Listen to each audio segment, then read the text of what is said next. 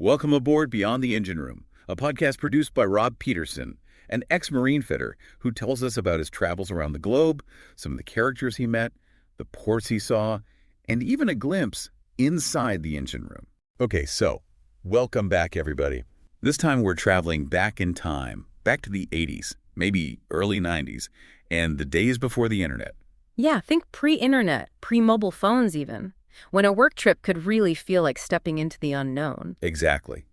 That's the world we're diving into today, following the journey of Rob, a Marine fitter, starting in Cardiff. We've got some great source material for this one. Interviews, some old photos. It's really fascinating to see how work and travel were so different back then. So our mission, if you will, is to piece together Rob's experience, see the world through his eyes, starting with this almost unbelievable journey from, well, like you said, from Cardiff. To Miami. Yeah, to Miami. It all starts at Cardiff Central Station. Rob's there with his mates, expecting a pretty standard job, something local. Right, probably thinking, all right, where's the van? What pub are we stopping at on the way? Exactly.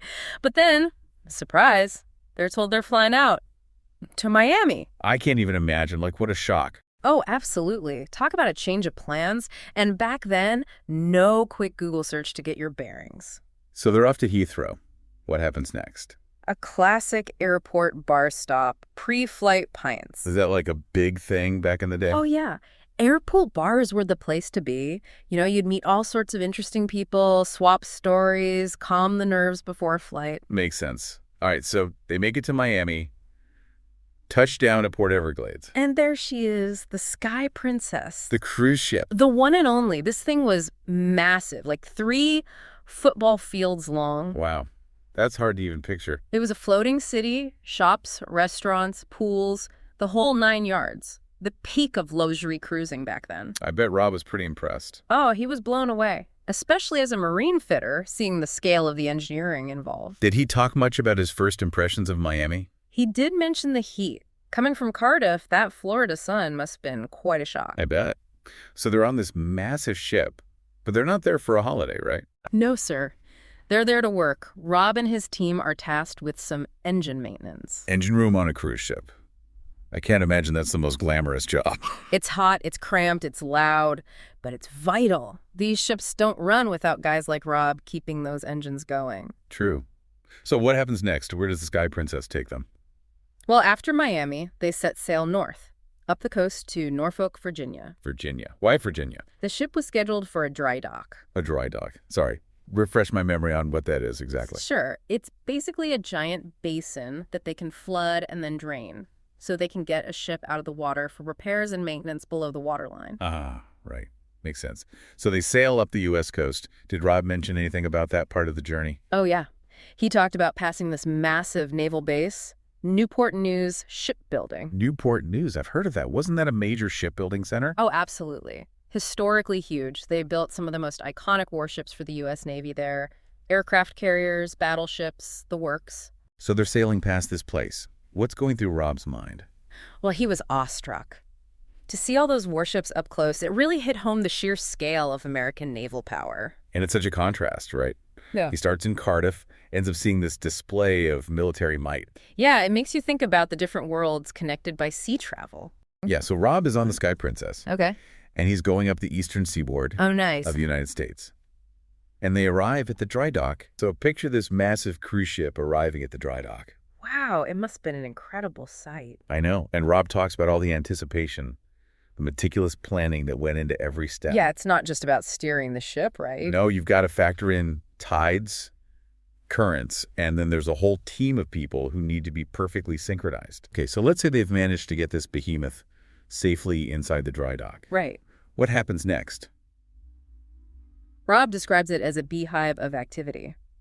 It's like the ship goes in for open heart surgery. Wow, that's a vivid image. Yeah, the dry dock transforms into this bustling hub of activity. So who are all these people working on the ship? You've got marine fitters, welders, electricians, painters, all sorts of specialists. Wow, a real all-star team. And they're working around the clock. What kind of repairs and upgrades are they doing? Oh, everything from inspecting and repairing the hull to replacing massive propellers. Those things are huge. Shipyards, they're these fascinating little worlds, Yeah. Yeah, kind of a mix of raw industrial power and like this incredible need for precision. That's a wild combination for sure. Yeah. So picture this. Rob's down in the engine room. Okay. Grease, sweat, the roar of machinery, the whole 9 yards. Right? Yeah. He's working alongside these, well, African-American women. Oh, really? No, that's Yeah. not something you typically picture in a shipyard back then. Exactly. It's not the image that comes to mind. And get this, they're rocking these long manicured nails. Wait, long nails in an engine room? That's a detail that really makes you think. You wouldn't exactly expect that kind of style in such a demanding job. Right. Talk about breaking stereotypes. But it really speaks to, like, their strength and individuality, even in a place like that. Absolutely. Back then, shipyards were predominantly male-dominated environments, so their presence alone was a challenge to the status quo. Definitely. Makes you wonder, though, about those conversations. Trying to, shout technical jargon over the roar of the engines. You mentioned there were some initial hiccups, just understanding each other's accents at first. Oh, I bet. That's such a classic human moment, isn't it? Like right in the middle of all that heavy machinery. Right. It just highlights that even in those industrial settings, communication is key. For sure. Especially when a misunderstanding could have some pretty serious consequences. Absolutely. Do you think they relied a lot on hand signals and stuff? Oh, I'd imagine. But, it wasn't all serious business down there. Rob told this hilarious story about waking up one morning and his whole cabin was bathed in this eerie green light. Green light. Oh, wait, is this the Swarfega incident? The one and only. So it turns out the painters, they were using Swarfega to protect the port light glass while they were painting the hull. Swarfega, huh? That heavy-duty hand cleaner? The very same. Well, I mean, it makes a strange kind of sense. Yeah. Yeah. Swarfega is incredibly effective at removing, like, grease and grime, so I can see the logic, even if it's a bit unorthodox. Right. Talk about thinking outside the toolbox. But it really shows the resourcefulness of these shipyard workers, finding creative solutions, even if they're not exactly by the book. Definitely. And it injects a little bit of humor into what was probably a very demanding job. Oh, for sure. Yeah. Especially when you consider the schedule Rob described.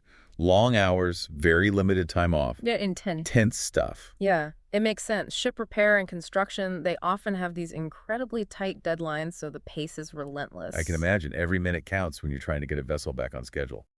So once all this intense work is done, how do they get the ship back into the water? That's another delicate process. I bet. It's like reversing the initial docking procedure. Okay.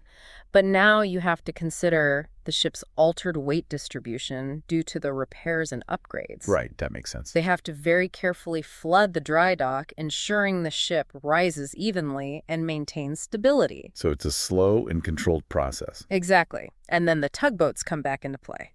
Ah, the trusty tugboats. Yeah, they gently maneuver the ship out of the dock and back into open water. I can only imagine the sense of relief when they see that giant vessel safely back in its element. Oh, absolutely. Rob talks about it as a real sense of accomplishment, not just for the crew, but for all the workers involved. They've earned it. They've basically given the ship a new lease on life. Exact. Which makes this next story even wilder. Rob's on a ship that's sailing along, everything's fine, then suddenly, boom, everything goes quiet. The engines just stop, dead in the water. Oh, wow. That's got to be unnerving. Talk about a sudden change of pace. Right. So what happened? Well, it turned out some of the joints in the steam lines, they'd been installed incorrectly back at the shipyard. And just how big of a problem is that? Yeah. I mean, I get that steam is hot, but... Think of the steam lines like a network of superhighways carrying superheated high-pressure steam throughout the entire ship. Okay. Any leak, any rupture, and you've got scalding steam spewing everywhere. You're talking serious burns, even triggering a chain reaction of failures. Oh, wow. Yeah, and we're talking thousands of pounds of pressure per square inch coursing through those lines. It's not something you want to mess with. Definitely not. Yeah. So how'd they fix it? Did they even manage to get this ship moving again?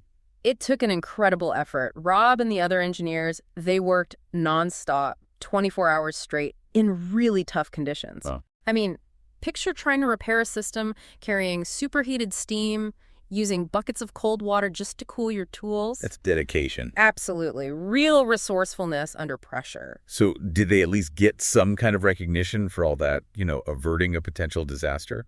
Well, they got a couple of cases of beer. Wait, seriously. That's it. It really puts things in perspective, doesn't it? How work culture has changed. Their efforts would probably be recognized very differently today. No doubt. And get this. As soon as they limped back to port, Rob was sent right back out to another ship, the Royal Princess. No rest for the weary. Sounds about right for shipyard life. But those are stories for another deep dive. Thanks for joining us on Beyond the Engine Room. If you enjoyed this episode, share it with others who might find it fascinating. See you next time on the open seas.